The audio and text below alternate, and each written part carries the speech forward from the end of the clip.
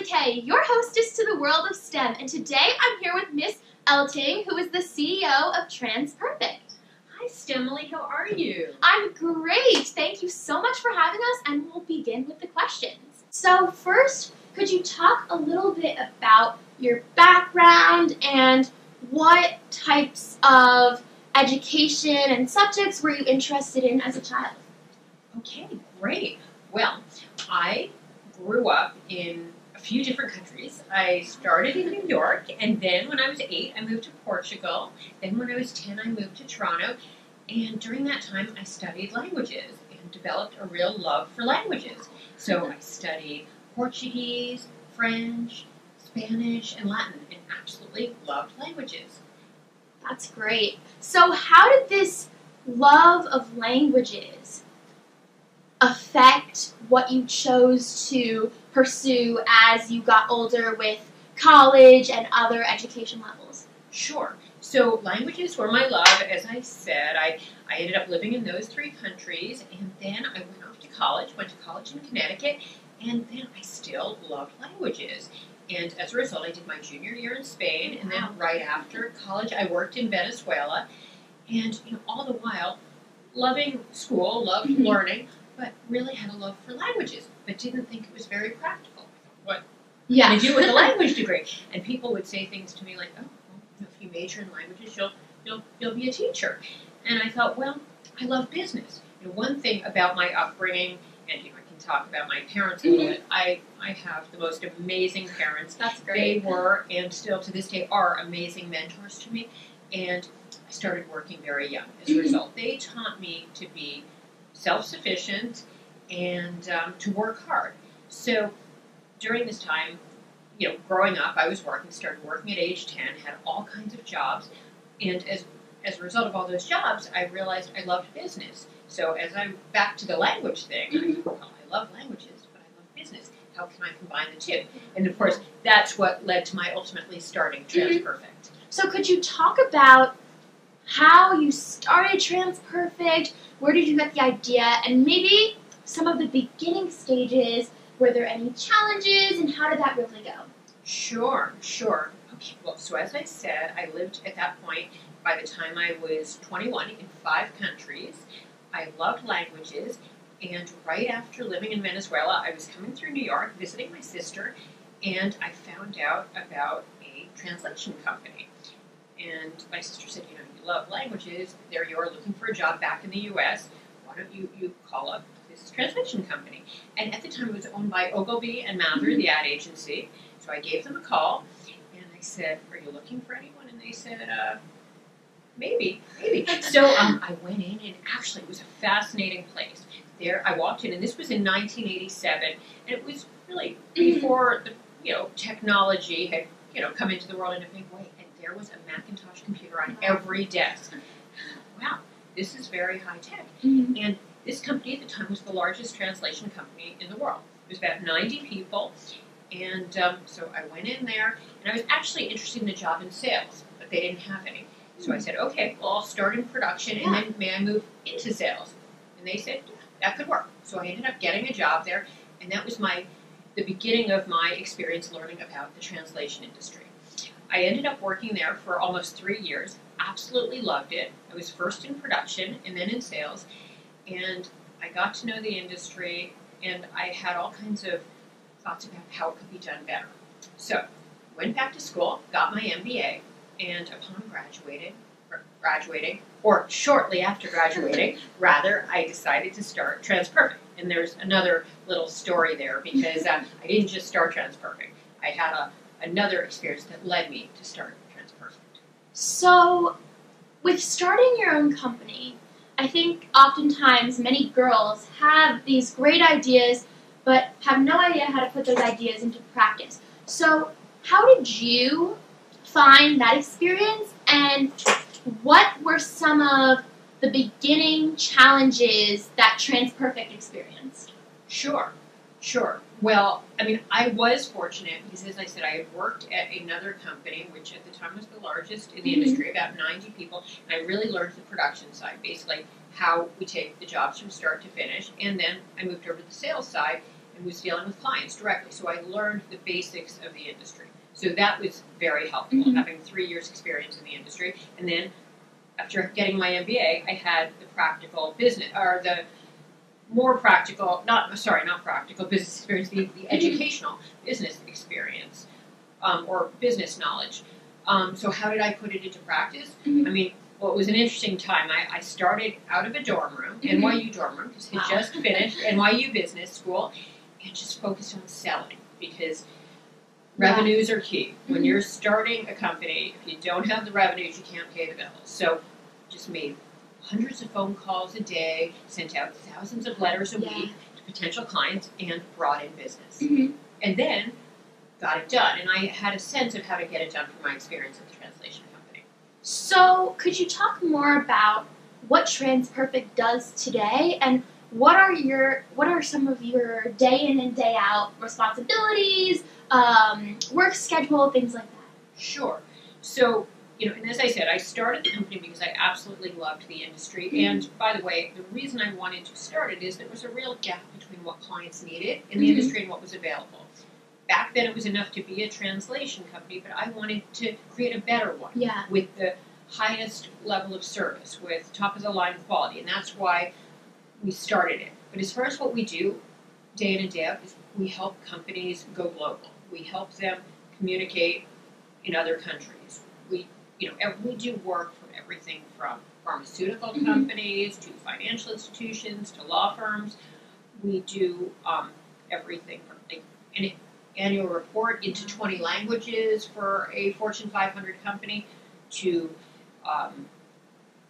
millions of words and documents and litigation, for a merger or an acquisition, or merger or acquisition. We do advertisements, we do human resource manuals, we do anything a company needs in foreign language. What is a piece of advice you have for girls who aspire to be future CEOs such as yourself? Well, one is, I think, just believing in yourself.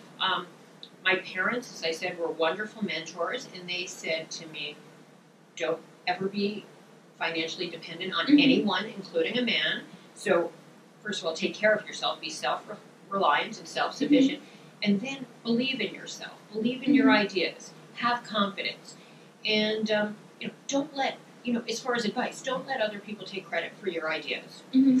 Just sometimes you need to be a little pushy, a little assertive, even aggressive. And, women are not necessarily brought up to be that way, but we need to be. Because I've seen women who have gone along with things that they didn't feel comfortable with, but they didn't believe in simply because they thought they should, that it was the right thing to do. And then they've been disappointed later, and they haven't been able to accomplish what they wanted. So I really believe, it's important to just believe in yourself and do what you need to do to get things done. So, with all of your years of experience, how have you seen the work environment and business and technology culture change for women in both positive terms, but also, are there any new challenges that you see occurring today for women? I think there definitely is more opportunity than when I started in the 80s, and it's interesting. I mean, I started at an interesting time because I had parents that encouraged me to work, as I said, and I had a mom who actually is a terrific woman, and she was the valedictorian of her class in high school with over 700 people, so, much smarter than I ever was, but she wanted a major career, and she felt she couldn't be both a career woman and a mom. That's what she was told by her father. She wanted to be a doctor. Her father was a doctor, and he said, it's hard to be a good mom and a doctor, so do something else. And she ended up having, and still to this day has, an amazing career in education, everything from being a teacher to a guidance counselor to an administrator, and she's about to turn 80, and she's still doing projects. But, so it's gotten better, because I was able to shoot for the stars in a way that my mom's generation wasn't. So I think we've made progress, or we had made progress at my time in the 80s when I got started. But now I think women are in an even better place, and particularly with what's going on in the world, even, since a year ago, when Yeah. Trump was beginning, after Trump had won the election and right before he embarked on his presidency. I mean, we're at a very interesting time where women are in a great place to continue to break through, to push the limits, and we just need to support each other. And, I've seen so many women come together the way we all have in the last year or two, and it's amazing, and it's so gratifying, and we just need to keep doing it. And we will get there if we keep doing it, supporting one another, referring business, having our own girls club, doing whatever we need to do so we're not, pushed down, kept down. And I think that's critical. So I think women are in a great place right now as far as having careers, and the sky's the limit. So, what is something that you see with all of the new technological innovations really that are coming about in our world, one of them that you're particularly excited about? I'm excited about all of it. I mean, it's amazing what is going on with technology in the last, we're all seeing it, 5 years. What has happened tech-wise, 5 years, and, a few years more than that. It's amazing how quickly it's moving along. And it's exciting for all of us because in our industry, when I started, technology played a very small role. Now it's playing a huge role. And we, in a year or two, will be much more a technology company than anything else. And it's exciting because then it creates interesting jobs for all of us. More, as far as, with critical thinking skills, with people skills, with all of these very interesting, skills that we'll all need. And then, of course, people who are focused on learning technology, they will be in a great place because they will be the idea people and the people, not only the idea people, the people creating the ideas, and, they will have such opportunity. So I guess there are so many technologies I'm interested in with respect to my industry. AI and machine learning is very relevant. I think we're going to see great strides in the next year or two.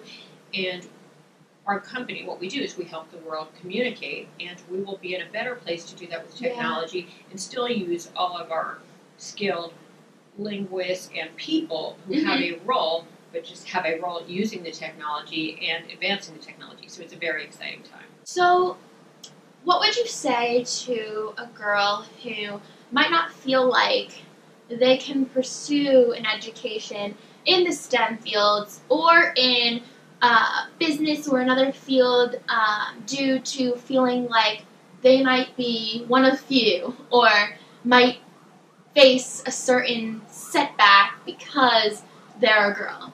Right. And I've been in that situation a number of times. Like what did happen right after I got my MBA from business school, I started in the proprietary trading division of an investment bank, and I was the only girl there, and it was quite a situation because whenever the phone rang, and I was hired with my MBA in international business and finance to do equity arbitrage. Whenever the phone rang, right after I started, everyone would yell, "Liz, phone!" And it was because I was a woman. And nothing wrong with answering the phone, but that wasn't what I was hired to do. And I certainly wasn't hired to do that any more than the other men that were starting alongside me. And so, at that moment, I realized, what am I doing here? They're making the rules for me. This is not, certainly I felt the sexism during that brief time I was there. I actually felt it after 4 weeks, and I just said, how much notice do you need? They said 2 weeks is fine. I gave them 2 weeks notice, and then I left, and I decided to do something I knew I loved, the translation industry. I thought it could be done better than the competitors, and above all, I could make my own rules. I could create my own environment without sexism, and where women could do what they needed to do. And so, whether it's that or I've been in other organizations, I've been with a group of CEOs of companies, and I've been the only woman in the room in our monthly meetings, and I started to feel it. So I realized, I think I've had enough of this. We meet once a month, we're having different issues. I need to go join another group which has some women involved, Or so whether it's joining something else that's more your speed or starting something else and making your own rules, that's what women can do if they find themselves in situations where they're the only woman in the room, because they need other women around them to support them, to help make sure the decisions are the right decisions. And so I think starting your own thing, I think that's a great approach, or finding an environment that is more suited to supporting women. So, lastly, going along with starting your own business or initiative, I feel that girls might be discouraged because, you can have an idea, but then where do you get the money from to fund whatever idea you have? So, what's some advice that you have for girls on that issue specifically?